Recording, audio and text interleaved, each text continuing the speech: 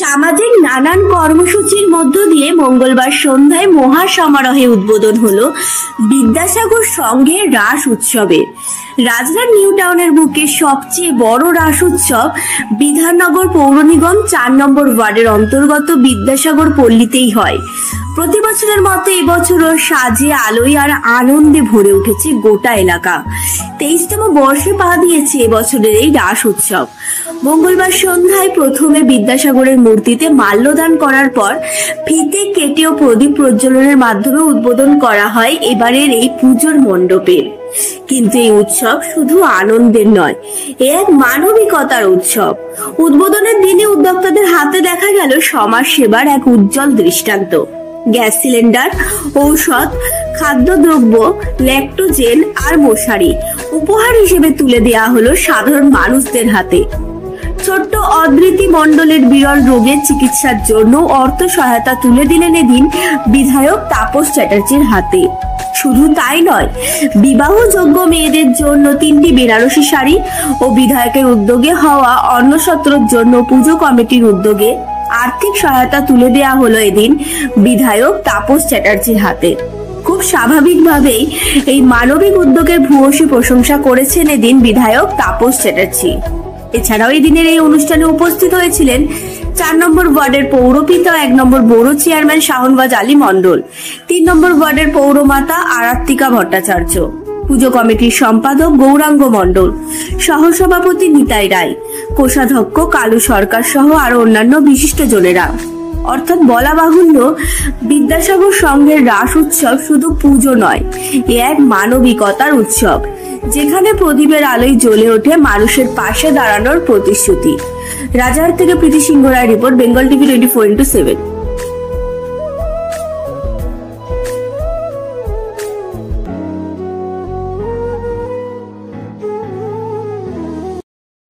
না, এরা ধরুন বিদ্যাসাগর বলে জন্মগ্রহণ থেকে আছে। এই ছেলেগুলোকে আমরা জন্মাতে দেখেছি। এরা একটা সুন্দর আমাদের সেটআপে মানুষ হয়েছে, এত সুন্দর প্রোগ্রাম করে। আমাদের এলাকার ক্লাবগুলো একটা এক ছন্দে সবাই কিন্তু ক্লাব করে, বুঝে দেখুন। সেইখানে দাঁড়িয়ে কিন্তু সুন্দরভাবে ব্যাপারটাকে রেখেছে। সব রকম থেকে আইটেম কী বলবো, আমি তো তাও বক্তব্য এত রাখলাম বলে ভুলে গেলাম। বাচ্চাদের জন্য অর্থ দিয়েছে। এরা কিন্তু সব সামাজিক ক্ষেত্রে খুবই গুরুত্বপূর্ণ। ওভেন দেওয়া কম কথা, এটা ভাবনার মধ্যে আনা, এটা আমি তো ওদের থেকে শিখলাম। একদম প্রতি বছরই করে, এবছর না, প্রতি বছর নতুন নতুন কিছু করে। কারণ এটা খুবই খুবই একটা ব্যাপার। আমি অভিভূত। আমি নিজের ক্লাব থেকে আবার এবছর সম্বর্ধনা দেবো। আমাদের যে বর্ষবরণ হয় ৪ নম্বর ওয়ার্ডে, ওদের একটা গরিব এলাকার ক্লাব, ওদেরই বেস্ট ক্লাব বলে একটা সুন্দরভাবে ওদেরকে আমাদের স্বীকৃতি দিয়ে আমরা সব উৎসাহিত করবো। আর সুন্দরভাবে প্রোগ্রামটা করেছে। আমরা যে ক্লাবগুলো করি সেখানে আমাদের সোর্স কাজ করে। ওই বাচ্চারা ধরুন আমাদের থেকে যদি কিছু সোর্স না, কতখানি পরিশ্রম করে এটা করতে হয় বলুন তো। এগুলো একটা করতে হয়। ভালো ভালো প্রোগ্রাম দেখে এসে তারা শেখে, নিজের পাড়ায় করে। এটা তো শেখে। আমি যেমন যে সুজিত বোসের অনেক কাজ আমি অনুকরণ করি, ববি হাকিমের অনেক কাজ আমি অনুকরণ করি যে করছে যে কিরম করা যায়। আমরা কেন করতে পারবো না? আমরা কেন গলের মাঠে একটা ক্যাম্প করতে পারবো না? রাজারহাটের লোক দেখুন, এগুলো শেখার মধ্যে কোনো বিষয়। এত সুন্দরভাবে করেছে। আর রাস উৎসব রাজারহাট নিউ টাউনে এটাই হয়, আর কোনো হয় না। বলে এটা আমাদের একটা সুন্দরভাবে বিষয়টাকে রাখা যায়। নানপুরকে এরা সমৃদ্ধ করেছে, আমাদের কালচারকে এগিয়ে দিয়েছে। আমাদের এখানে যে ক্লাবই ভাই করে একটা কিছু না করে কোনো ক্লাব করেনি। একটা বস্ত্র হলেও সে দিয়েছে। আমাদের এমন কোনো ক্লাব নেই এখানে যে কোনো সামাজিক কাজ করেনি। এই বাচ্চারা ক্ষেত্রে অর্থ দেয়নি, নিজেরা কিছু করেনি। পুজোর সময় কিন্তু অর্থ বের করা সত্যি কঠিন। পুজোর সময় কিন্তু অর্থ বের, আমরা নেতা, আমাদের তবু একটা সোর্স আছে।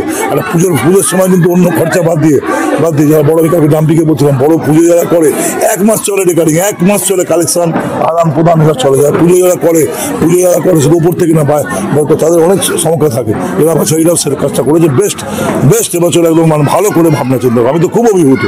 ভাবলাম আমাকে তাড়াতাড়ি করে চলে যাবো, আমি উঠতেই পারলাম না। এত সুন্দর কাজ, এতে আমার মন ভরে গেছে। মানে আমি এই কাজগুলো পছন্দ করি।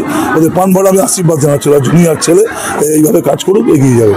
দুর্গাপুজো, কালী পুজো এবং জগদ্ধাত্রী পুজোর পরে এই রাস উৎসব, যেখানে বাঙালিরা বিভিন্ন ধর্মীয় উৎসবে আনন্দ মেতে উঠেছে, ঠিক সেই সময়ে বিরোধীরা মানুষকে পথে দাঁড় করানোর জন্য আবার লাইনে দাঁড় করানোর জন্য চেষ্টা করছে। কি বলবেন?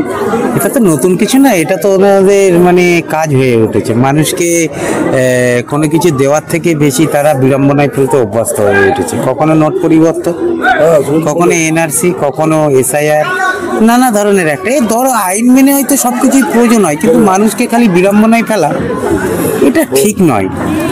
সবসময় রাজনীতি ব্যক্তিত্ব রাজনীতি নিশ্চয়ই আমরা করবো, কিন্তু মানুষের বিড়ম্বনায় পেলে সময় অসময় এটা ঠিক নয়। তা যাই হোক, আইনের ঊর্ধ্বে আমরা কেউ নয়। আইনগতভাবেই মুখ্যমন্ত্রী বলেছেন এসআইআর ফর্ম সকলে ফিল আপ করবে এবং বৈধ ভোটাররা একটাও বাদ না যায়, তার জন্য আমরা অতন্দ্র পাহারাদারের মতন পাহারা দেবো, রাস্তায় দাঁড়িয়ে মানুষকে সহযোগিতা করবো যাতে মানুষ বিড়ম্বনায় না ফেলে। আর উৎসব বাঙালির জনগণের বাঙালির একটা অন্যতম পুজো অর্চনা, এগুলো তাহলে তো বাঙালি থাকতে পারে না। আমরা শারদা উৎসব ভালোভাবে করেছি, শ্যামা পুজো করেছি, আর রাস আমাদের অঞ্চলে একটাই হয়। এই পাড়ারা অত্যন্ত শ্রদ্ধার সঙ্গে এই উৎসবটা পালন করে, আমাদের ডাকে বিধায়ক শুভ সূচনা করেন, এবছরও তিনি করলেন। আর ঋত্বিকা এসেছিল, আমাদের 4 নম্বর ওয়ার্ডের সকলে পাড়ার মানুষ, এবং এখান থেকে পুজোর শুভেচ্ছা বিধায়ক যে কথা বলছিল সত্যি আমাদের অঞ্চলে ক্লাব বলুন, পুজো কমিটি বলুন, খালি ভালো মণ্ডপ ভালো আলো নয়, পাড়ার মানুষকে সঙ্গে নিয়ে একটা ঐক্যবদ্ধ পরিবেশ গড়ে তোলাতে, পাড়ার মানুষের বিপদে আপদে পাশে দাঁড়ানো, সামাজিক দায়বদ্ধতাকে মাথায় নিয়ে চলে। আজকে এই পাড়ায় কিছু মানুষের গ্যাস এখনো নেই, গরিব মানুষ, তারা উপলব্ধি করে গ্যাস তুলে দিয়েছে। মশারি, কম্বল, বাচ্চাদের দুধ, আর্থিক সহায়তা, আদ্রিতা, পাশে দাঁড়ানো, বাচ্চা মেয়েটা যাতে কিছু অর্থ দিয়ে সামিল হতে পারে। সার্বিকভাবে এইভাবে পাশে দাঁড়ানোর মানসিকতা এই পাড়ার বিদ্যাসাগর পল্লীর ছেলেদের এর আগেও দেখেছি, আজকেও দেখলাম, ভালো লাগে। তাই এদের পাশে দাঁড়াই, এদের ডাকে সাড়া দিয়ে আসি, আর সবসময় আসবো।